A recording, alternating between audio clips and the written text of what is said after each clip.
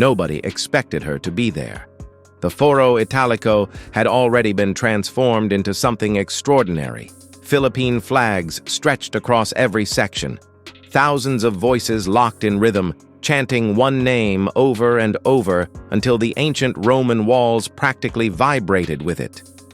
The Italian Open had seen legends walk through its gates, champions, icons, royalty. But when security began quietly shifting near the entrance during a semi-final that had already stolen the crowd's heart, something completely different was happening. Something no one had scripted. Taylor Swift had just sat down courtside. She hadn't announced it. There was no red carpet, no official guest list entry, no press statement. She was simply there, leaning forward in her chair, eyes on the court, drawn to the arena by a 20-year-old from the Philippines who had been turning heads all week long.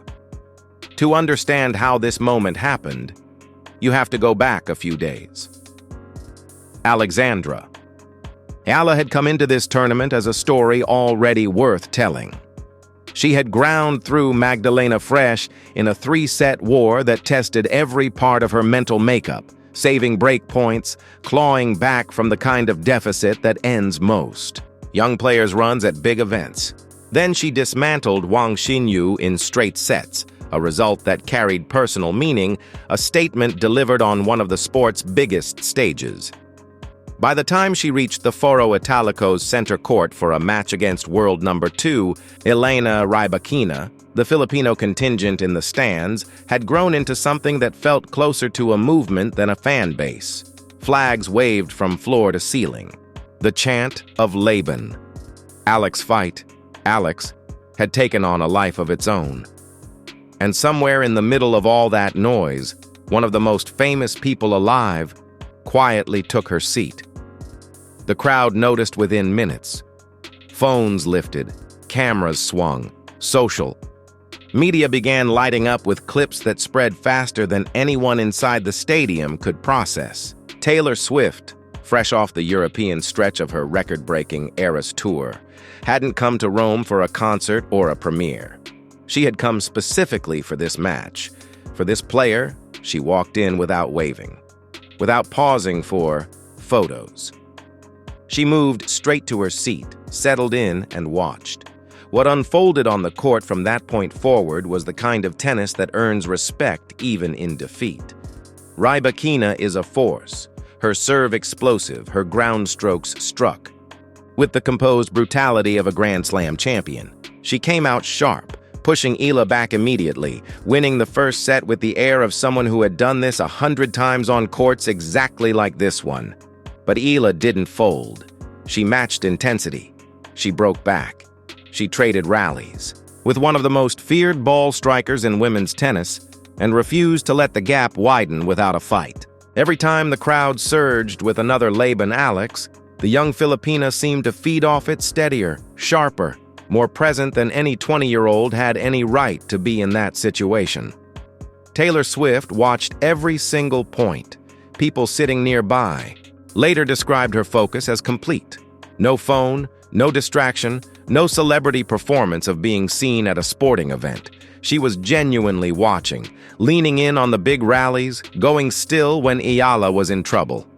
At some point, according to fans close enough to hear, she turned and whispered, "She's incredible." The person beside her answered quietly, "She's just getting started." The second set brought more of Rybakina's relentless baseline control. She broke, early, threatening to pull away. The flags in the stands slowed for just a moment, that instinctive collective breath before the fear sets in. Then Eala broke back. The stadium erupted. Taylor Swift rose from her seat with the rest of them, not because there were cameras on her, not because it was the expected move. She stood because what she was watching had moved her, the kind of reaction you can't manufacture. Even as Rybakina eventually found her highest gear and closed out the match in straight sets, the night felt like it belonged to something larger than the scoreline. Eala had pushed the world number 2 into a real contest, breaking her serve, stretching rallies past every reasonable limit, walking off center court to a standing ovation that went on well after the players had left the baseline. The scoreboard said she lost. The Foro Italico said something else entirely. Most people assumed the night was over. Fans filed toward the exits. Tournament staff began their routines. But in the front row, one person hadn't moved. Taylor Swift was still there, eyes on the tunnel where Eala had disappeared. She sat quietly for another moment. Then she stood, said something to the person beside her, and started walking, not toward the exit, but toward the players' area. Security tightened immediately. Officials exchanged uncertain looks.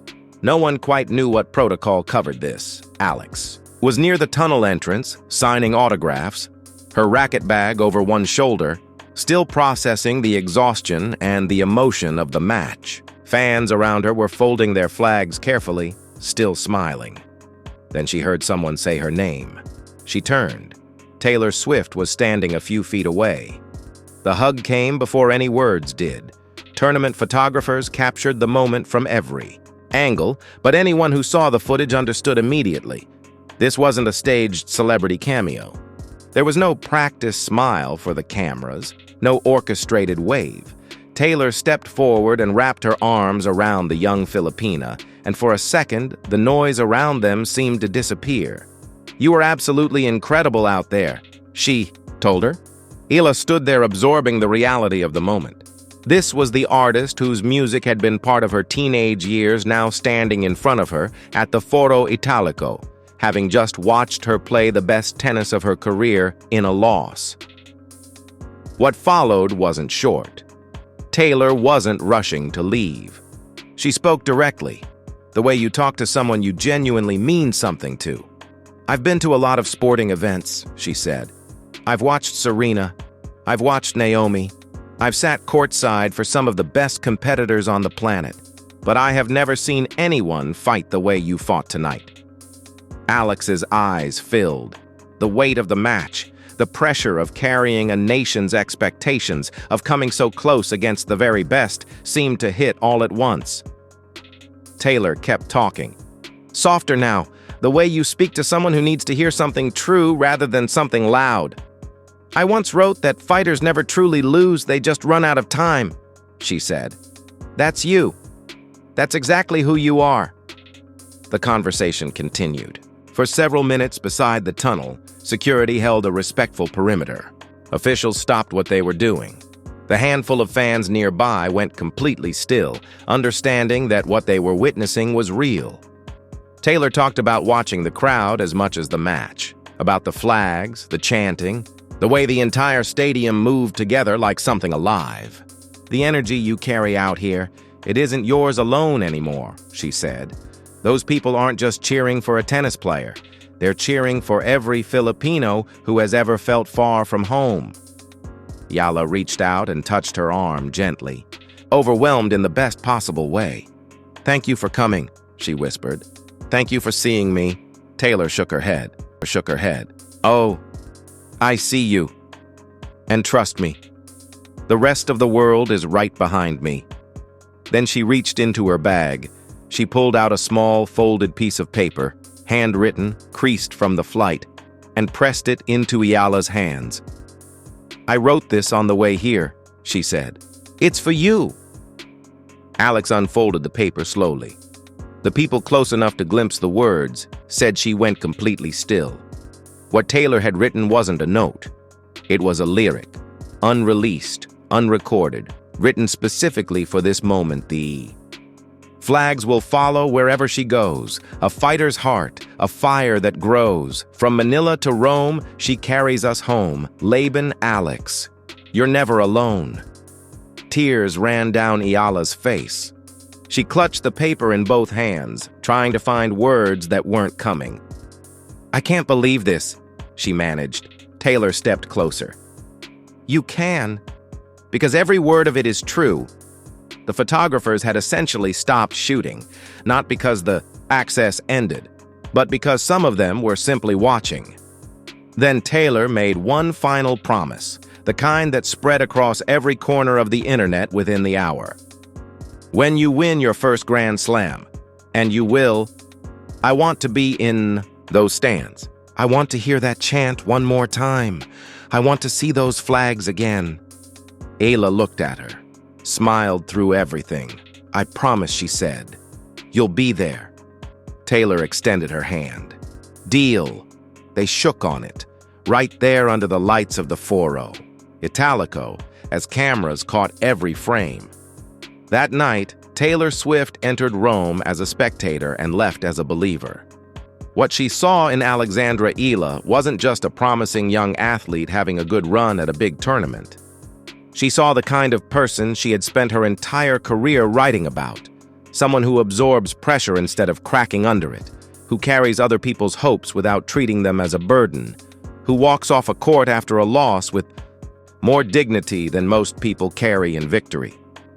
The handwritten lyrics spread everywhere within hours. Tennis fans shared it. Swifties decoded every line. Filipino supporters across the world treated it like an anthem. Because it was. Not metaphorically, literally. Laban Alex, you're never alone. 4 words that said everything. The Italian Open had given Eala massive wins over Frech and Xinyu, pushed her ranking up to world number 38, and shown the tennis world exactly what kind of competitor she was becoming.